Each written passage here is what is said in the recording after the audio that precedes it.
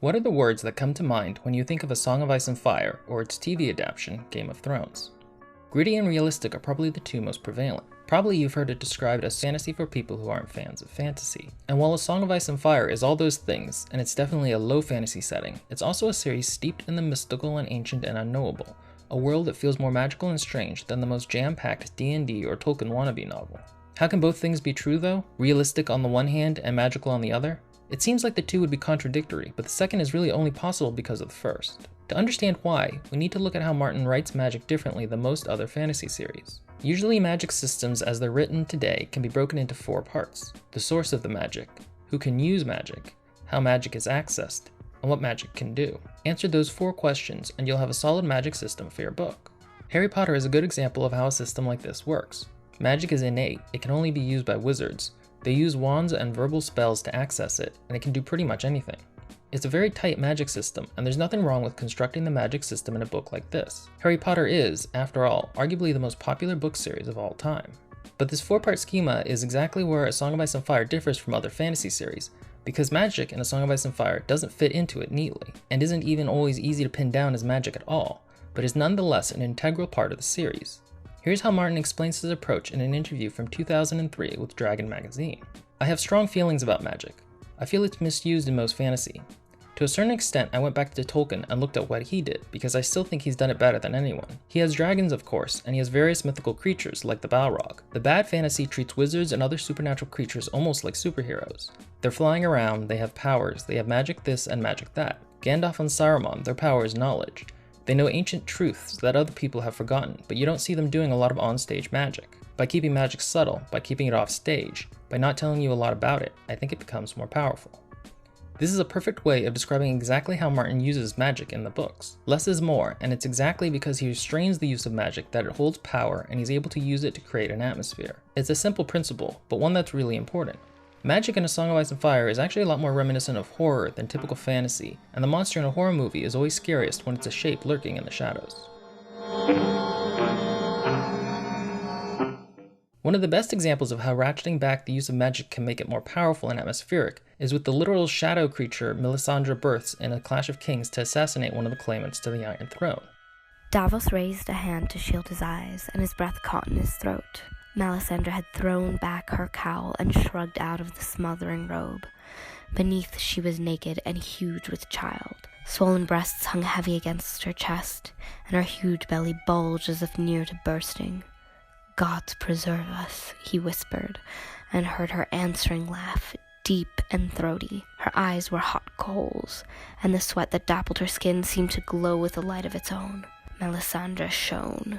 Panting, she squatted and spread her legs. Blood ran down her thighs, black as ink. Her cry might have been in agony or ecstasy or both, and Davos saw the crown of the child's head push its way out of her. 2 arms wriggled free, grasping, black fingers coiling around Melisandre's straining thighs, pushing until the whole of the shadow slid out into the world and rose taller than Davos, tall as the tunnel towering above the boat.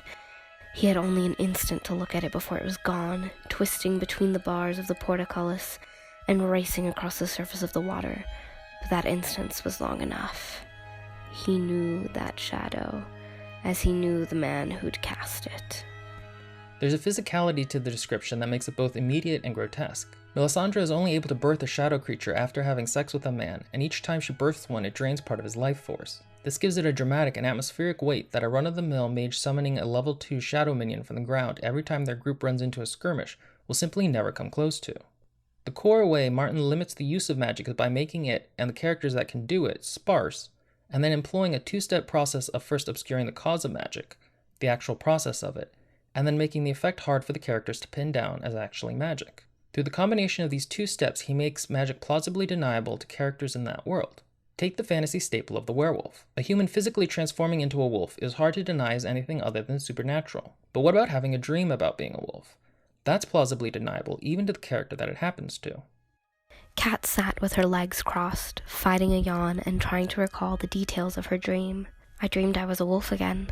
She could remember the smells, best of all, trees and earth, her pack brothers, the scents of horse and deer and man, each different from the others, and the sharp, acrid tang of fear, always the same. Some nights the wolf dreams were so vivid she could hear her brothers howling even as she woke, and once Brea had claimed that she was growling in her sleep as she thrashed beneath the covers. She thought that was some stupid lie, till Talia said it too. Another good example of how Martin makes magic ambiguous is with the earlier example of Melisandre's shadow child. Not only is its birth not described from her point of view, but its actual murder of Renly is shown through Catelyn's. "I beg you, in the name of the mother," Catelyn began when a sudden gust of wind flung open the door of the tent. She thought she glimpsed movement, but when she turned her head, it was only the king's shadow shifting against the silken walls. She heard Renly begin a jest, his shadow moving, lifting its sword, black on green, candles guttering, shivering. Something was queer, wrong, and then she saw Renly's sword still in its scabbard, sheathed still. But the shadow sword... "Cold," said Renly in a small, puzzled voice, a heartbeat before the steel of his gorget parted like cheesecloth beneath the shadow of a blade that was not there. He had time to make a small, thick gasp before blood came gushing out of his throat. Is what happened magic? A trick of the eye? Catelyn doesn't know for sure, and even as she watches the shadow murder another character, she can't quite grasp what it is and what's going on. But why exactly does Martin go through all this trouble to make magic feel mystical? How would A Song of Ice and Fire be different if he had a more formalized magic structure? While it's impossible to know, let's look at the impact on the story of another series when it shifted from a more mystical and undefined understanding of its magic system to a more scientific one. Yeah, I know Star Wars is technically science fiction, but it operates essentially as fantasy. Here's how the Force changes from how it's first described in the original trilogy to how it's treated in the prequels. Life creates it, makes it grow. Its energy surrounds us and binds us. Luminous beings are we, not this crude matter. You must feel the force around you. Here, between you, me, the tree, the rock, everywhere. Midichlorians are a microscopic life form that resides within all living cells. The reading is off the chart. Over 20,000. Even Master Yoda doesn't have a midichlorian count that high. No Jedi has. The deliberate shift of the Force from a mystical power to a scientific one strips away a lot of the feeling of the original trilogy, and is one of the reasons the prequels are so hated. It takes something strange and renders it mundane, robs it of its atmospheric and thematic weight. Another good contrast to A Song of Ice and Fire and how a lack of ambiguity around magic can change a story is actually A Song of Ice and Fire's TV adaptation, Game of Thrones. If Star Wars is an example of violating that first rule of how to make magic mystical, that the process should be opaque, then Game of Thrones violates the second, that the effect of magic should be ambiguously and plausibly deniable. The way magic is portrayed, it makes it completely impossible to deny as anything other than magic, and that destroys a lot of the atmosphere the books have. Let's go back to the shadow creature one last time. Whereas in the books, the creature is described as a flat shadow, the producers decide to make it a CGI nasty and immediately give us a clear look at it. It isn't creepy or atmospheric, just gory and played for shock value. This is something the show gets wrong consistently and repeatedly. The worst offender is the way the zombies in the books turn into full-blown Jason and the Argonaut skeletons in the show. It's a perfect microcosm of what not to do in terms of plausible deniability. Skeletons clearly don't have muscles or ligaments to animate them, while zombies have at least a modicum of plausible deniability in that skin covers them so we don't question the exact method they move by. But hey, at least the dragons look cool.